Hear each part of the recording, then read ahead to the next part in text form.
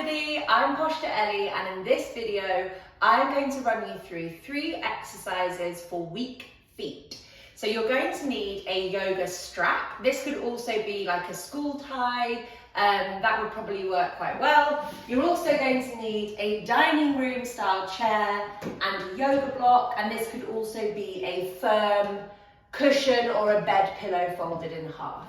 What I will say before we start going with our 3 exercises is that please don't equate weak feet with painful feet. Sometimes weak feet are painful, but if you are somebody who is suffering something like Achilles tendonitis or plantar fasciitis or Moulton's neuroma or something like that, then actually in all likelihood those symptoms that I've just mentioned are nothing to do with your feet and aren't being caused by your feet at all. In my experience, those 3 things, amongst others, are being caused by things going wrong further up the chain. So be prepared to pull out of any exercise that aggravates normal symptoms of pain and tension. That goes for anybody, but if you are somebody with a foot-based issue, do not expect foot exercises to help you. They might, but they might aggravate what's already going on there. If you are one of my clients coming to me for help and you told me that you have plantar fasciitis, I wouldn't be looking at your feet, I'd be looking elsewhere. So please bear that in mind. When I say to pull out of anything that causes you aggravated signs or symptoms of pain and tension, what I mean is I don't want your normal things feeling worse. But what we should expect from these exercises are new signs of new things waking up, be that wobbling, muscular burn, maybe some cramp. Those types of things are a really good sign that you are waking things up in a new way, and it's exactly what we want. Okay, let's get started. So we're going to start with an exercise called supine calf and hamstring stretch. I'm going to demonstrate this on my left-hand side first, and then I'm going to move to my right-hand side. So I've looped my yoga strap around the ball of my foot, and that might be your school tie if you don't have a yoga strap. And I'm coming into a hook lying position. I need to slightly adjust my hair. So a hook lying position is when we have our feet bent on the floor our feet flat to the floor and our knees bent. I want your upper body to be long and relaxed. So if you're laying here with your head tucking backwards or your rib cage lifting up a lot, I want you to put a couple of cushions underneath your head so you feel really long through the back of your neck and relaxed in the upper body. Your upper body here has nothing to do if everything is working properly. What we're going to do to start with is keeping the toes of our right foot in line with the heel, the knee and the hip on that right hand side. We're going to stretch our left leg out straight like so.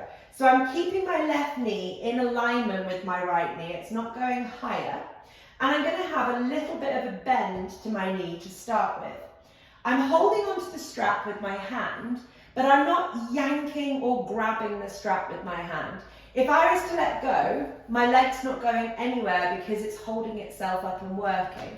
So lots of people, when they do exercises that kind of what they think is a hamstring stretch, what they're doing is just pulling around with their hands, and they're not actually changing what they think they're changing, which is their hamstrings, their pelvis and their hips. So the hands are relaxed, they are there for a little bit of support, they are not yanking you around. The back of the neck stays long, the breathing must stay calm, don't clench your teeth or your jaw as you do this. So I'm bending my left knee, my focus is on the dorsiflexion of my left foot, which means I'm closing up the ankle between the top of my foot and the ankle. I'm not just pointing my foot away and flexing my toes back towards me. That's not my foot moving, that's my toes moving. We really want to make sure that angle at the front of the foot closes itself up. Locking that foot in place and trying to keep it in alignment with the hip, we are now going to squeeze our quad, our front thigh muscle, and gently extend the knee long, but without losing that intention at the foot. So don't start pointing the foot away. I'm setting a timer here for a minute. Off we go.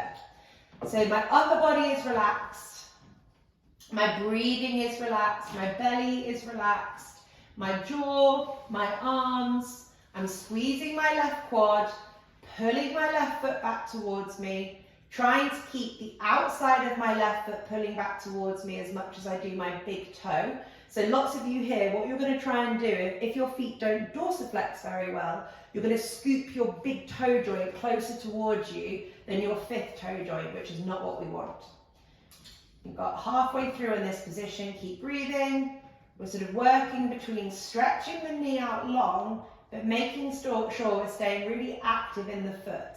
Especially if you're somebody who hyperextends your knees, you'll find it really easy to lock out in your knee here, but not have any activity going on through the front of the leg. This should be about shin burning, the quad burning, and maybe the hip wobbling as well, and maybe a big old stretch down the back of the legs. That's 1 minute there.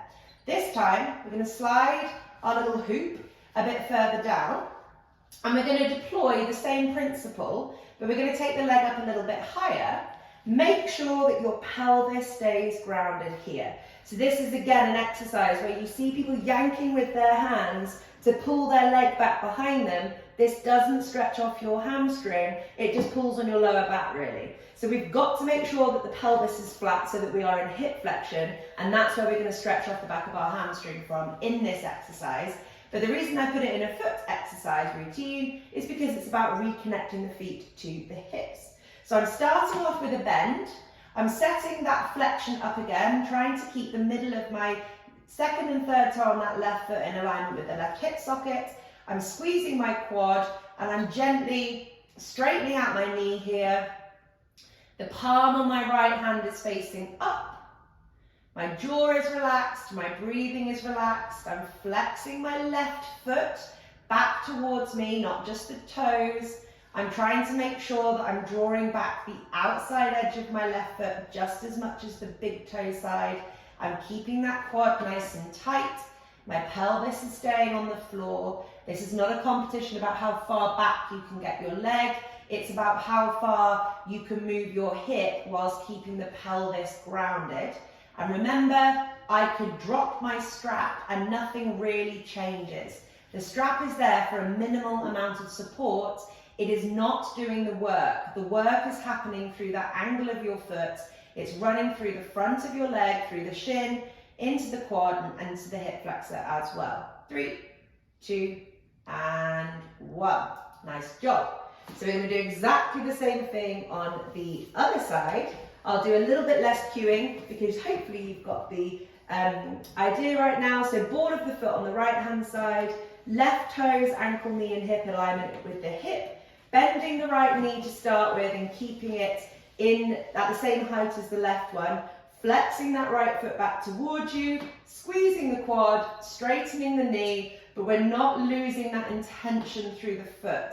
So we're really trying to kick the ankle away from us, but draw the front and the top of the foot back towards us, which is different to simply pulling the toes back towards you. Squeezing my right quad, the left hand, palms facing up, arm is relaxed, belly is relaxed, hands are relaxed.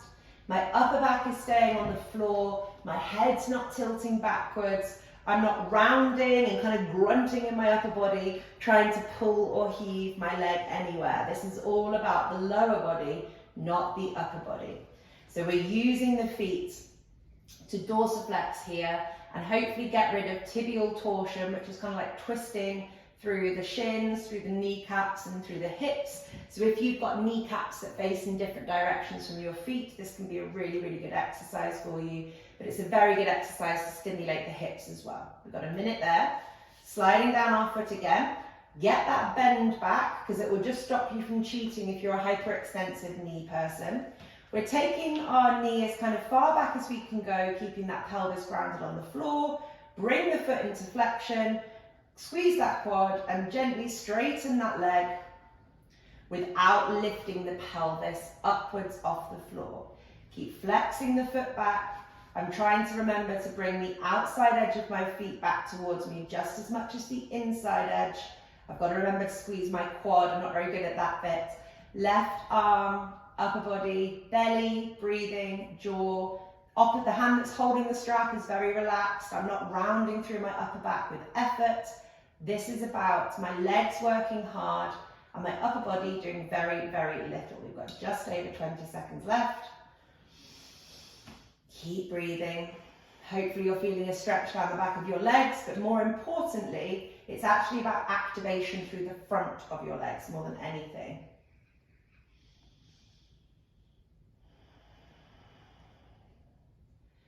5, 4, 3, 2, 1. Oh, that was a good old stretch for me. I'm quite tight down the back of my right leg. Okay, we are moving now onto sitting heel raises with a block. So for this exercise, I'm doing this front on so you can see the alignment of my feet. I want you to make sure that your toes are not wider than your ankles. So I want the middle of your second and your third toes in alignment with your heels, with your ankles here at the front, the knees and the hips. So that's the alignment that we were going for, by the way, in that last exercise. I didn't want your feet out to the side. We're putting our yoga block or our pillow or our cushion in between our knees and we're giving it a good old squeeze, and that's going to help stimulate the inside of our hips. I want you to roll your pelvis forwards, so you're putting it in what we call an anterior position. When you do that, combined with squeezing the block, you're going to feel the insides of your thighs and you're going to feel your hip flexors here at the front. That's a good thing. Rolling your pelvis forwards is a very different motion to thrusting your rib cage up. So if your rib cage compensates on behalf of a stiff pelvis and weak hips, when I told you roll your pelvis forward, you might have noticed that you did this. And I don't want that to happen. It's the pelvis moving over the head of the femur, and it's going to feel like way more work in your hips. That's exactly what we want. Squeezing the block, palms facing up, you're going to keep your upper body relaxed, and you're going to gently push into the balls of your feet as if you're wearing high-heeled shoes. So I'm squeezing the block, the balls of my feet stay on the floor, I'm pushing up into the big toe joints. So as I go up, I'm not lifting the inside edges of my feet like this and sickling the ankle. I'm moving my feet as straight as I can, up and over and through into the big toe joints. Also try to maintain that rolling forwards position of your pelvis. So if you're weak in your feet and your hips, you'll probably notice here that you do a kind of tilting backwards through your pelvis, where you're trying to use your upper body and your pelvis to drive the movement of the feet. The pelvis stays stock still, it pushes itself forwards to engage the hips, and it's almost like where your feet are moving to will almost feel like it's working against what your hips are trying to do, but that's how we wake up that chain reaction. We're going to do this for another minute here, so keep on going, keep breathing. Relaxed in the hands, watch that your shoulders aren't around your ears and that you're stopping breathing. All of these things are signs of compensation, probably because your feet are not working properly. And with the lift through your feet, make sure that you're lifting your feet, maybe further than your brain thinks you can go. So you're going to want to kind of move fast within a range of movement that feels comfortable and familiar to you. I want you to move slowly and really trying to get into nooks and crannies that you don't normally reach, because it's through exploring these nooks and crannies that we find new muscular engagement, and that's where we create change for ourselves. So you might be wobbling all over the place here through your legs, you might be cramping in your calves, and guess what? That's a good thing. I'm going to do about 5 more seconds left here. 5, 3, 2, and 1. So I was definitely burning a bit there in my right hip by the end, and a bit crampy in my right calf. One more exercise to go. This is not going to be the exercise for you if you suffer knee pain. So if you have knee pain whilst you are kneeling, you are not to do this exercise. It won't suit you, it will aggravate your pain. So you have been warned, please listen to your body. If your body doesn't want you kneeling because it's in pain, you don't put padding under your knees, because that's you pain-killing a sensation that your body wants you to hear. I don't do painkillers, I don't do masking symptoms, I do getting to the root cause and respecting your body. So please respect your body if it doesn't want you doing the next exercise. We're going to do a funny kind of modified version of child's pose, and I'm just going to show you this from behind to start with. So you're going to bring your big toe joints together. You're going to bring your bony bits of your ankles together, and you're going to bring your knees together. And your permission, should you choose to accept it, is to slowly lower yourself down towards your feet, and you're going to stop as soon as you notice that your ankles want to come apart from each other. So for me, it's very easy for me to touch my ankles if my feet come apart, and it's because they're compensating. I don't go very far when I'm trying to keep the ankles together. It will feel like an entirely different ball game, and you're just going to hold this and breathe for our final minute here. We are testing our foot's ability to plantarflex, and actually it's a very similar exercise to the last one that we did. So prepare yourselves in a sort of half kneeling position. You're trying to get the tops of your feet and your shins on the floor, squeezing the feet. You might get cramped just getting into this position. I promise that's a good thing. And then without allowing your ankles to come apart, you are just going to gently lower yourself towards the floor. You're going to find your edge. You might be all the way up here before your ankles come apart. That's fine. Stay as high as you need to. Work on the feet. And over time, you will notice that you'll slowly start sinking towards the ground. You might feel things all the way through your legs here. You might feel the arches of your feet cramping. You might feel your calves cramping. You might feel your quads burning, your hips working. And basically what that shows you is how important your feet are. And it's why we have to think about our feet, because in my years of working with clients, what I've found is for many people, all of their pain in their body is stemming from the fact that they've exercised every other bit of them, but they have very stiff, weak feet that have been neglected for many years and been abused and put in shoes that make them switch off. So insoles, support, heels, normal trainers, all of these things are so bad when it comes to our muscles working like human feet should. So that's our time there. That's our funny little modified child's pose position. Lots of work hopefully through your legs. That was 3 exercises for weak feet. I'm Posture Ellie, and I hope you enjoyed. I'll see you soon.